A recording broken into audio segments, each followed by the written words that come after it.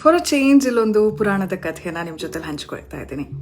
ಕರ್ಣನನ್ನ ದಾನಶೂರ ವೀರ ಕರ್ಣ ಅಂತ ಹೇಳ್ತಾರಲ್ಲ, ಏನಕ್ಕೆ, ಎಂಥ ಮಟ್ಟಕ್ಕೆ ಆತ ದಾನ ಮಾಡ್ತಿದ್ದ ಅಂತ ಹೇಳಿದ್ರೆ ಒಂದು ತುಂಬಾನೇ ಸುಂದರವಾಗಿರುವಂತಹ ಎಕ್ಸಾಂಪಲ್.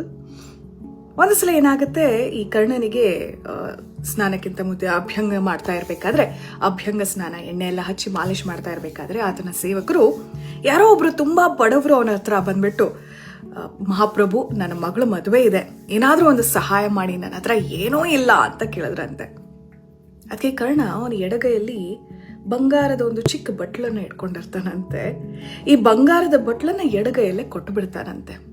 ಅವನ ಸೇವಕರೆಲ್ಲ, ಅಯ್ಯೋ, ನೀವು ಎಡಗೈಯಲ್ಲಿ ಕೊಡ್ತಾ ಇದ್ದೀರಾ, ಹಾಗೆ ಕೊಡಬಾರ್ದಲ್ವಾ, ಬಲಗೈಯಲ್ಲಿ ಕೊಡಬೇಕು, ಮಹಾಪ್ರಭು ನೀವೇ ಹೀಗೆ ಮಾಡಿದ್ರೆ ಹೇಗೆ ಅಂತ ಹೇಳಿದ್ರಂತೆ.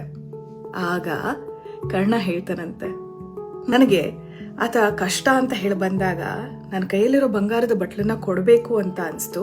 ಅದು ಎಡಗೈಯೋ ಬಲಗೈಯೋ ನಾನು ಯೋಚನೆ ಮಾಡಲಿಲ್ಲ. ಒಂದ್ ವೇಳೆ ಎಡಗೈಯಿಂದ ಬಲಗೈ ಬರೋ ಅಷ್ಟರಲ್ಲಿ ನನ್ನ ಮನಸ್ಸೇನಾದ್ರೂ ಬದಲಾಗಿ ಹೋಯ್ತು ಅಂದ್ರೆ ಆ ದಾನ, ಒಳ್ಳೆ ಕೆಲಸ ನಡೆಯೋದಿಲ್ಲ, ಅದಕ್ಕೆ ಹಾಗೆ ಕೊಟ್ಟುಬಿಟ್ಟೆ ಅಂತ.